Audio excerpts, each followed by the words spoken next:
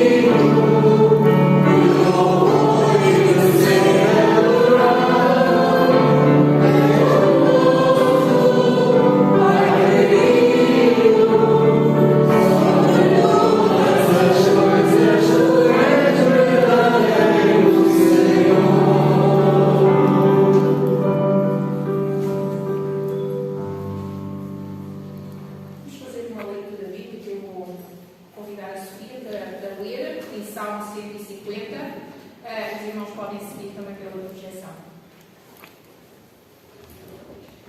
Louvem o Senhor, louvem a Deus no seu santuário, louvem no firmamento que excede o seu poder, louvem pelas obras poderosas que realiza, louvem pela sua grandeza inigualável, louvem com todos os instrumentos, a trombeta, a lira e a harpa, louvem com pandeiretas e com danças, acompanhados por instrumentos de cordas e flautas, louvem-nos com símbolos sonoros, sim, com símbolos de som vibrante. Tudo quanto respira louva o Senhor. Louvem o Senhor. Amém. Agora vamos ter uma participação especial da nossa classe infantil, que vamos, então, em seguimento ao louvor que queremos dar ao Senhor, vamos então louvar com as nossas crianças.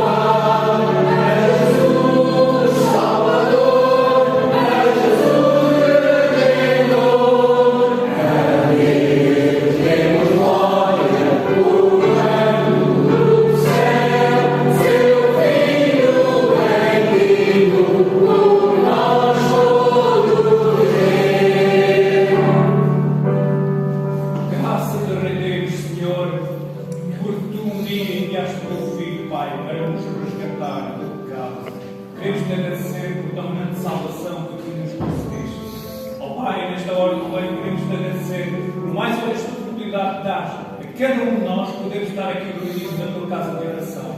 Pai, Deus, com o propósito de louvar, adorar, bem dizer o teu nome acima de tudo e todas as coisas que tu mereces, Pai.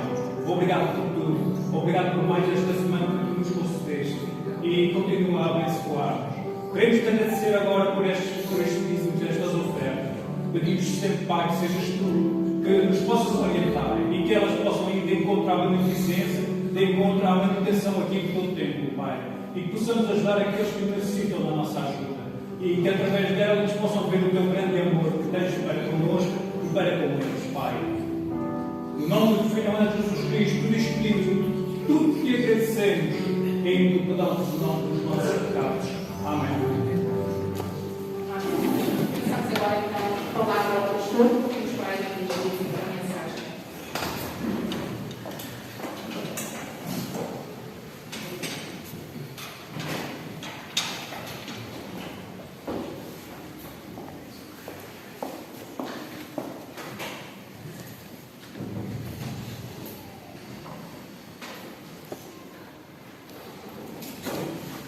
Bom dia, irmãos.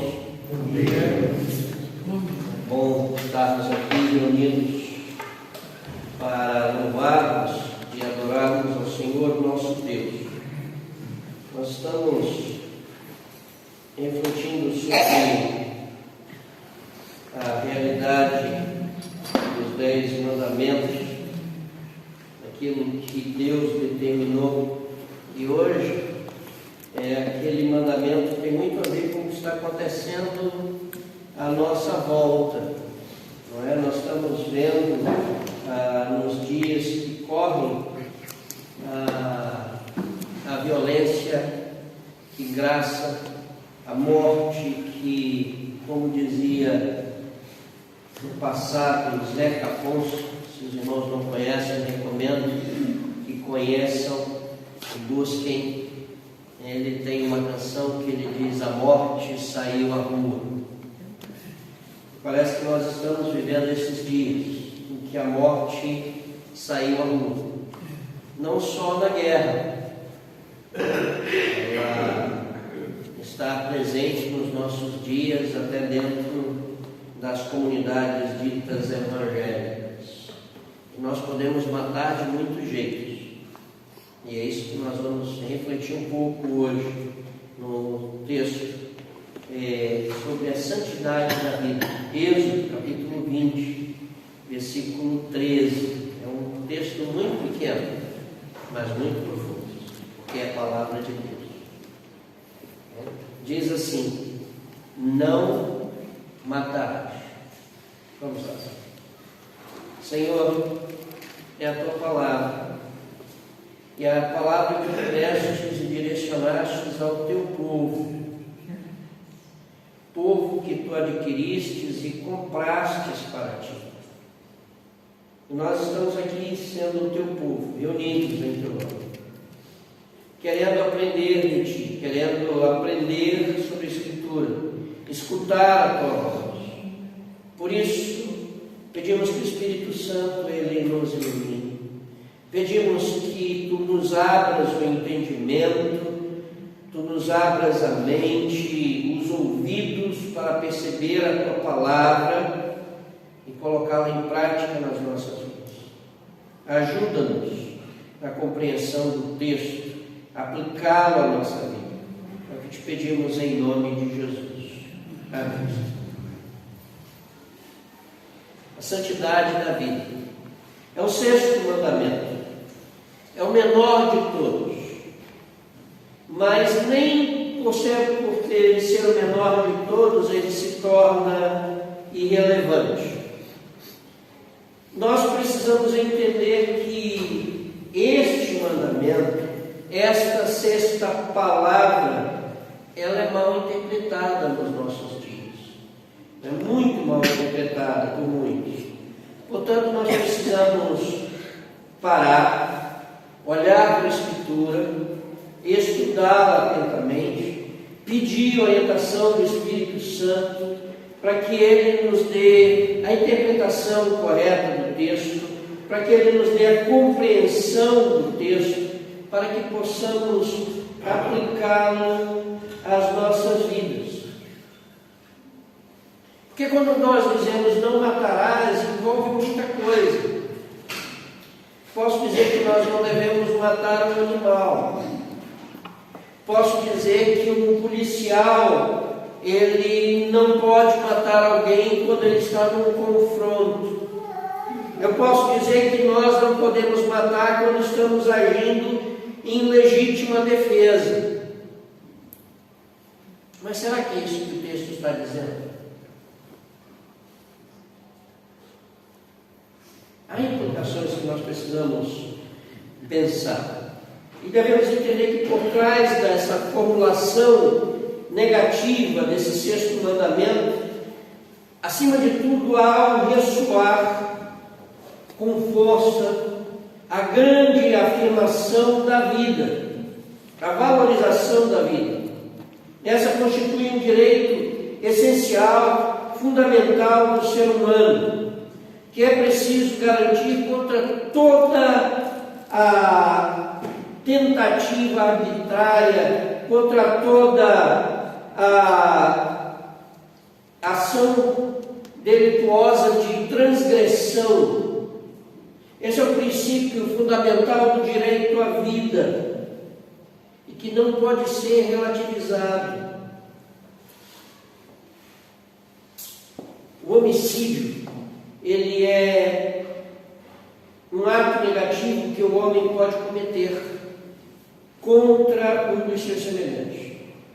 Isso repugna a consciência humana, que o condena unanimemente. E na perspectiva bíblica, cada ser humano é a imagem de Deus e a sua existência um dom sagrado, conforme Gênesis capítulo 9, versículo 6, que vale a pena nós lermos, para verem que não sou eu que estou dizendo, é a Escritura, que diz que quem derramar o sangue do homem, pelo seu sangue será derramado, porque Deus fez o homem conforme a sua imagem. Notem que Deus está dizendo que aquele que mata tem que ser morto. Então, surge a pergunta, nós vamos defender a pena de morte? Isso é uma outra questão. Então, quando diz não matarás, o que nós estamos dizendo? Nós estamos defendendo a santidade da vida. A vida pertence a Deus. Nós não temos o direito de tirar arbitrariamente a vida de outra pessoa. É como diz o cântico de Ana, lá em 1 Samuel, se os irmãos forem lá no livro de 1 Samuel, lá no capítulo 2, nós vamos encontrar Ana cantando no seu cântico, no verso 6, ela diz: o Senhor é o que tira a vida e a dá, faz descer a sepultura e faz tornar a subir dela. A vida é um dom de Deus. Então, dessa maneira, nós podemos afirmar que a vida humana está protegida pelo Criador. Ou seja, aquele que ataca um homem, aquele que ataca o seu semelhante, que mata o seu semelhante, está agindo contra Deus. E é isso que nós estamos falando, sobre a santidade de vida. Eu lembro no livro do Nikos Kazantzakis, Os Irmãos de Sangue, ele diz o seguinte, que existem 7 céus, e que esses 7 céus, eles não podem conter Deus. Mas ele diz assim, mas Deus cabe dentro do coração humano. E ele conclui dizendo, cuidado, para não ferir Deus. Que um ataque ao seu semelhante é um ataque contra o próprio Deus. Agora, o que nós entendemos por não matar? Vamos olhar para o versículo com cuidado. O hebraico, quando ele utiliza essa expressão, esse termo, emprega apenas 2 palavras, né? Não matarás. E o verbo é raçá, é uma palavra rara para matar. E a melhor tradução aqui não seria não matarás, mas é não cometerás homicídio, não assassinarás. Não é? Essa aqui é a ideia do assassinato violento de um inimigo pessoal. Essa seria a tradução mais viável, não assassinarás.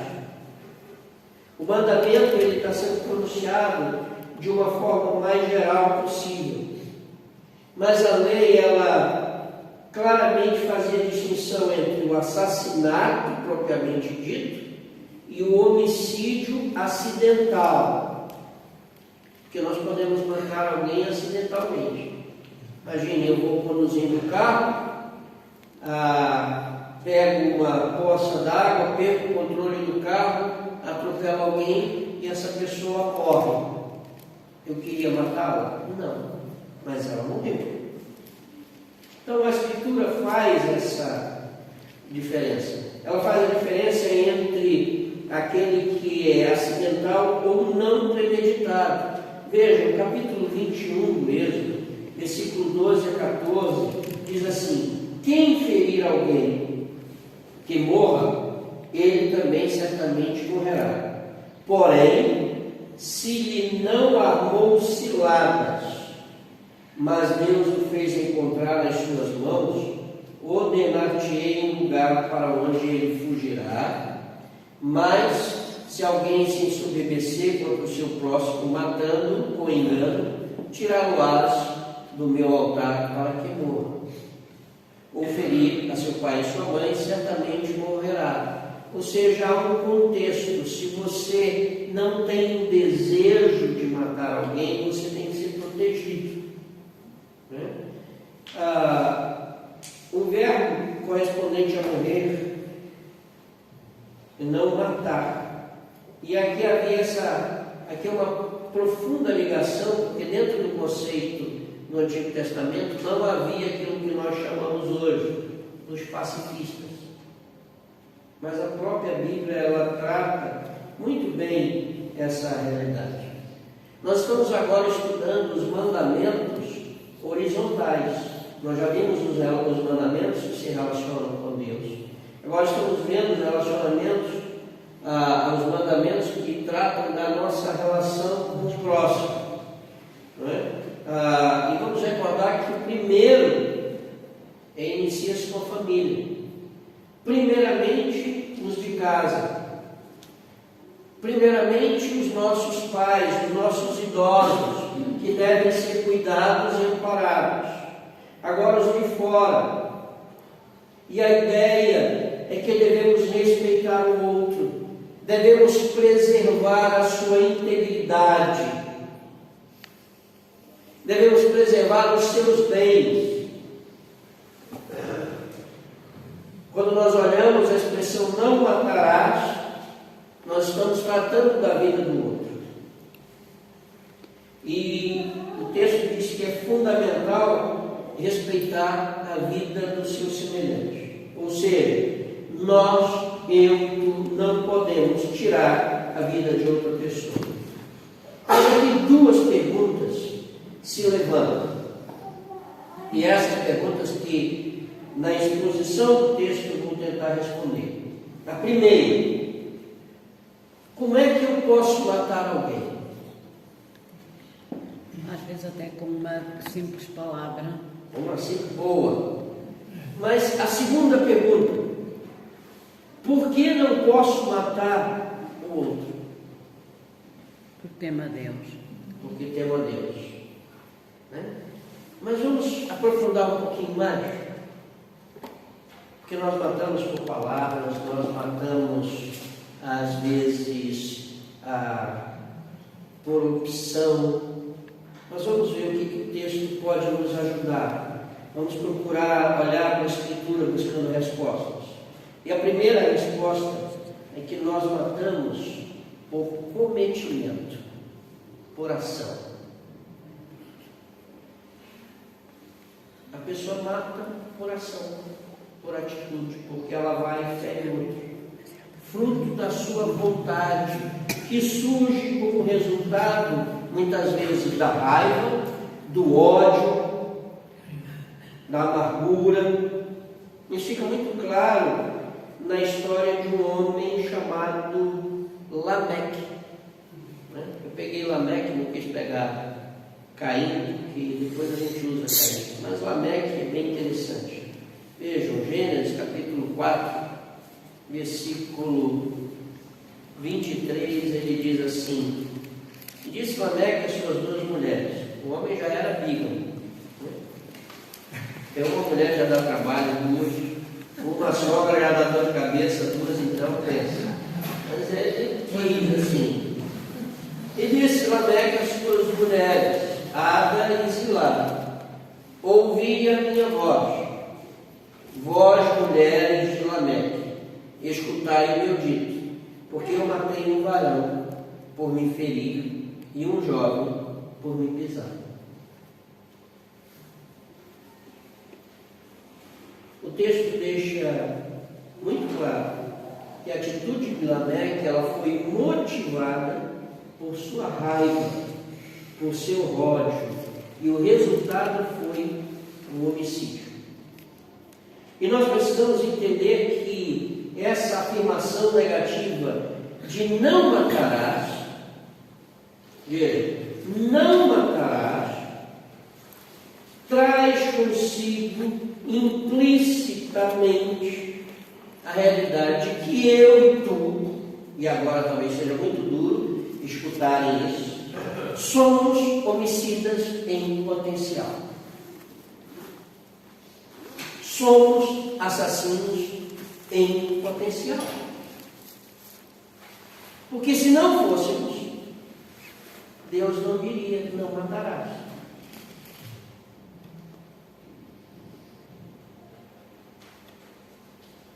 Podemos até não ter a mesma atitude de Lameque, mas também podemos ser como Caim, que cheio de ódio, de inveja, tramou e matou o seu irmão. Se nós olharmos o capítulo 4 de Gênesis, do versículo 1 ao versículo 8, nós vamos perceber isso.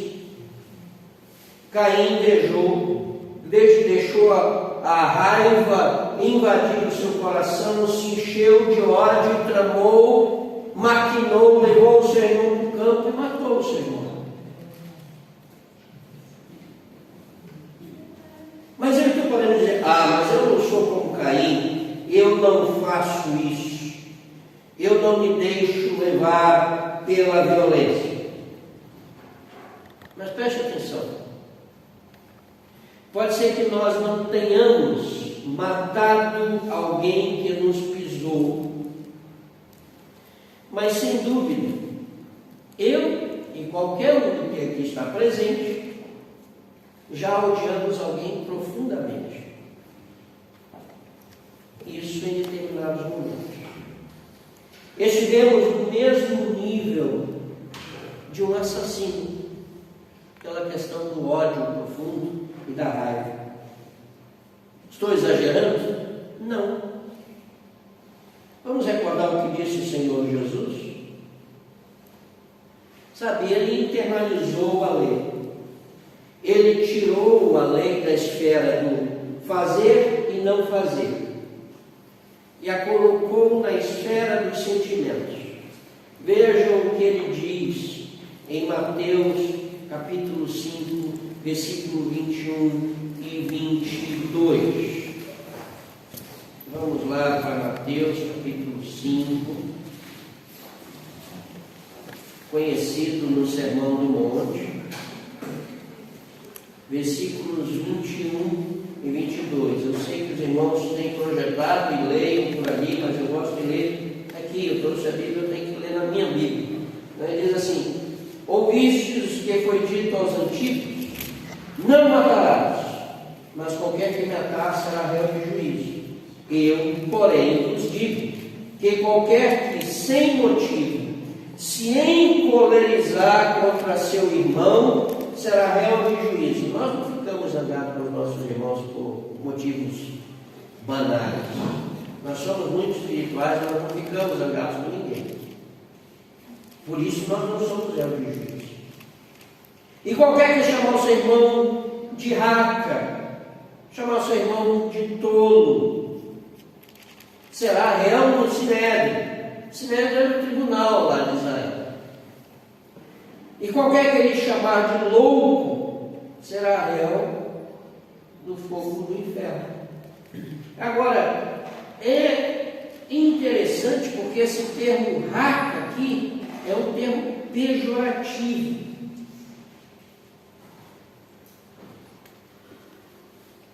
Como é que nós estamos? Estamos bem, né? Nós não falamos de ninguém dizendo que é tolo, que é louco. Nós não ficamos zangados por qualquer coisa. Não ficamos chateados porque alguém esqueceu de trazer as flores para a igreja. Não ficamos chateados porque a estrutura mudou. Não, nós somos sempre muito pacientes. Será que nós não estamos condenados? Será que nós não somos réus do juízo? Sabe?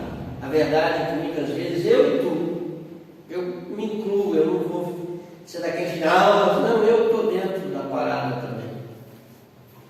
Eu faço parte do grupo. Eu e tu nos deixamos levar por nossos sentimentos.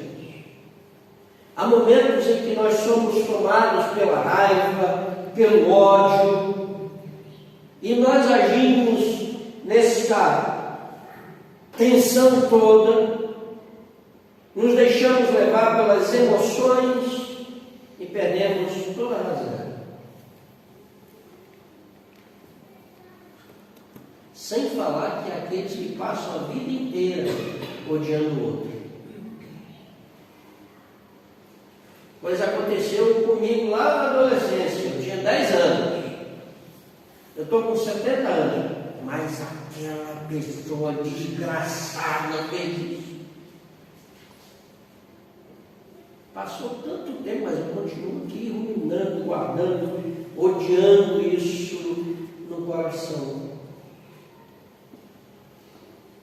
Pessoas que estão amarguradas, cheias de ressentimentos. Talvez elas não tenham praticado o ato físico. Eu e tu talvez não tenhamos sacado uma pistola, não tenhamos usado uma faca, não tenhamos usado da força física para matar alguém, mas interiormente nós já matamos, nós já assassinamos.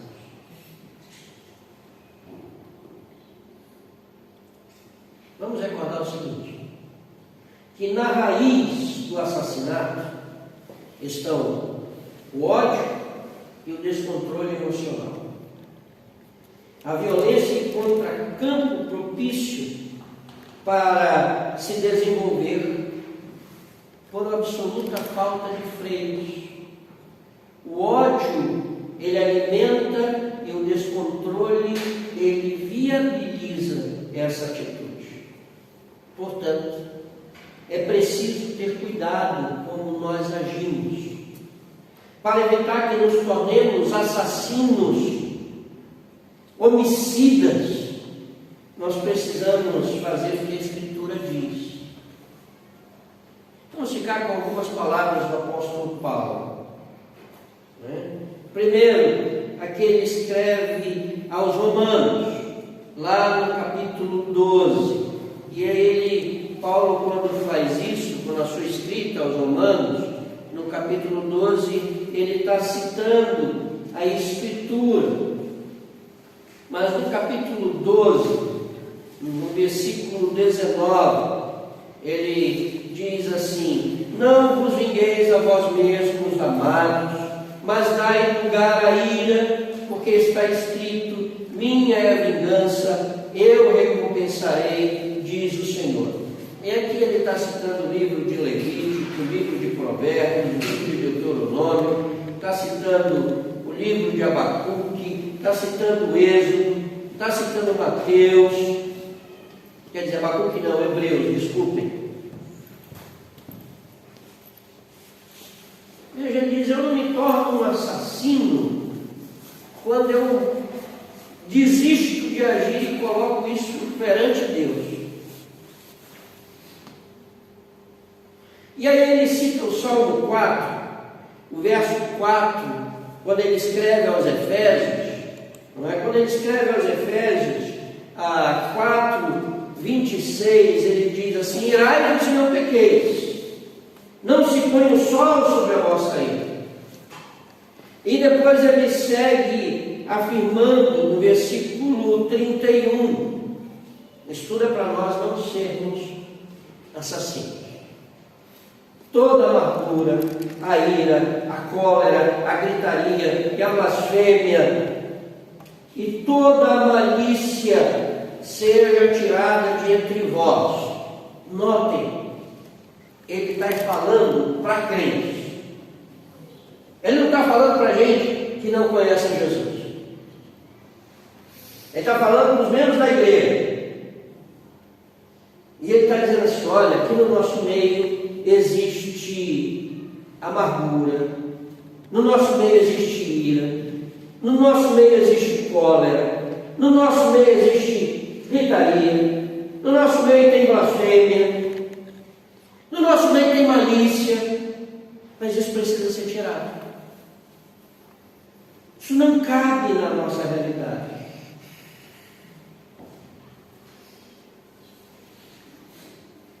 Como é que eu e tu podemos retirar isso do nosso meio?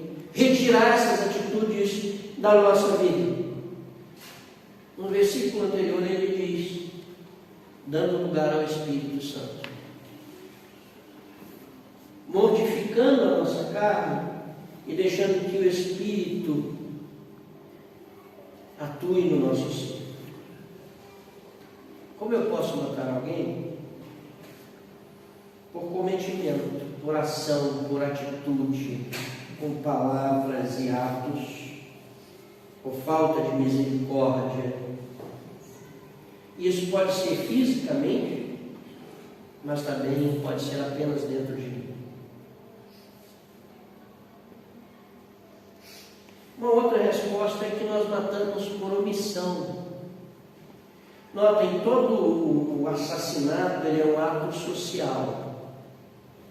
Mas o verbo para cometer o homicídio, assassinato, pode ser relacionado diretamente com situações que não são da esfera física, no sentido de que eu não estou participando, mas eu sou conivente e sou omisso. Então envolve a minha dimensão social, que deve trazer preocupação para nós.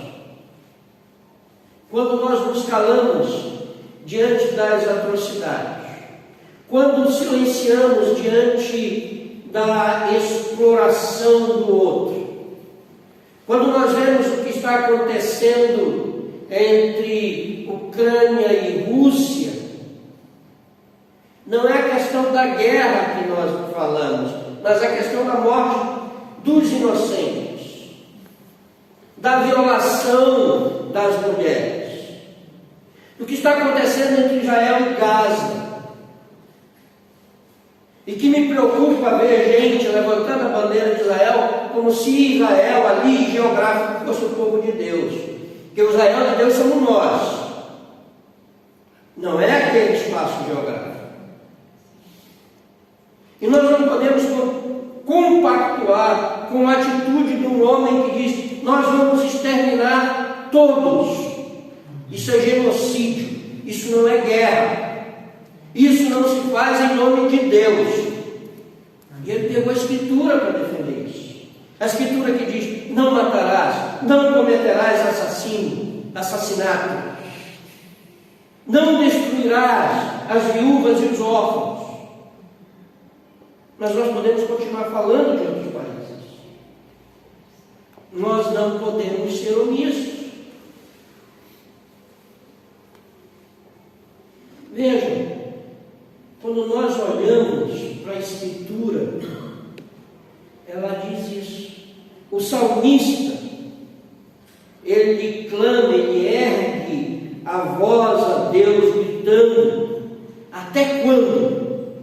E fala contra os perversos.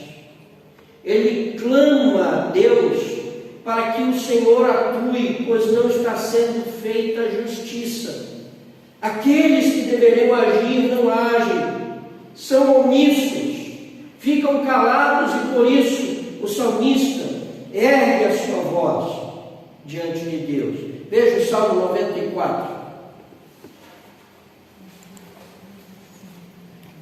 Nós já passamos por ele, nós vamos voltar. Salmo 94, apenas do verso 1 ao verso 6, diz: ó Senhor Deus, a quem a vingança pertence? Ó Deus, a quem a vingança pertence, mostra-te resplandecente, exalta-te, tu que és juiz da terra, dá o pago aos soberbos. Até quando os ímpios, Senhor, até quando os ímpios saltarão de prazer? Até quando proferirão e dirão coisas duras e se gloriarão todos os que praticam a iniquidade? Reduzem a pedaços o teu povo, Senhor, e afligem a tua herança. Matam a viúva e o estrangeiro, e ao órfão tiram a vida. Vejam que palavra dura do salmista. Aqueles que ficam omissos, que se calam ante as atrocidades, tornam-se coniventes, tornam-se assassinos, cúmplices.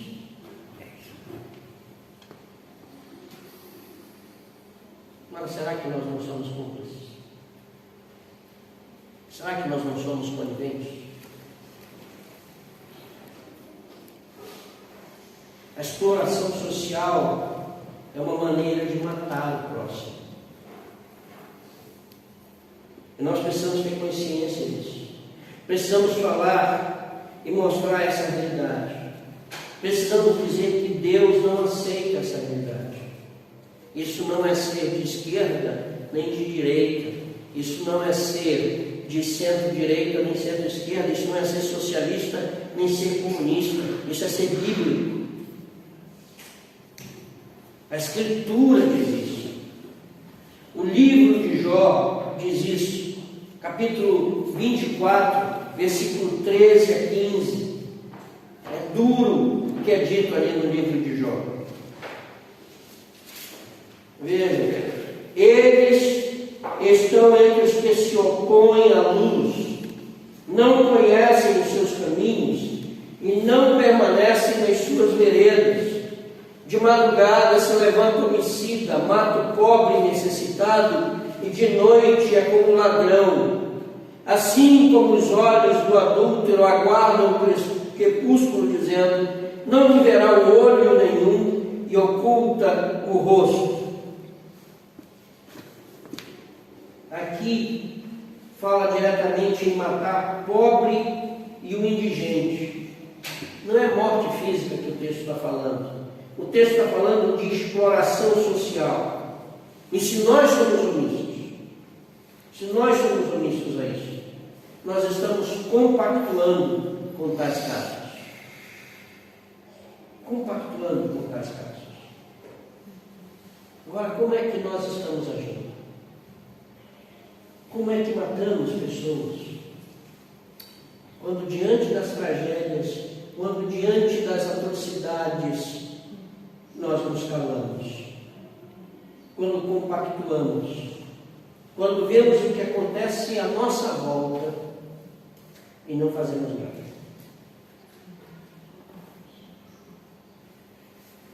Agora, respondendo a segunda pergunta,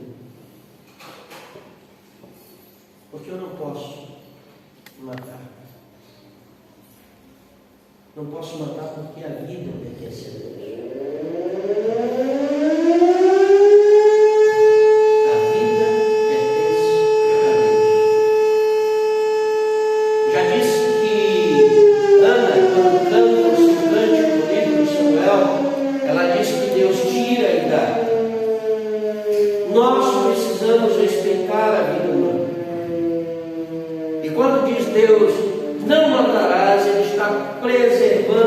Olhando para a preservação da vida humana, e o desejo dele é que a vida seja honrada, prezada e não desprezada, porque Ele é o autor da vida. E nós, seres humanos, recebemos o sopro de Deus nas nossas narinas e carregamos em nós a imagem de Deus. E por isso a vida tem que ser valorizada e honrada. Entendamos uma coisa: quando essa palavra é dada a Moisés, ela é dada num contexto cultural e religioso, em que a ordem foi dada. Ela estava procurando tirar a vida e a morte das mãos do indivíduo e assegurar que as prerrogativas da vida ou morte deviam permanecer com Deus, por intermédio do povo do pacto. E o povo do pacto hoje é a igreja. Em ocasiões necessárias,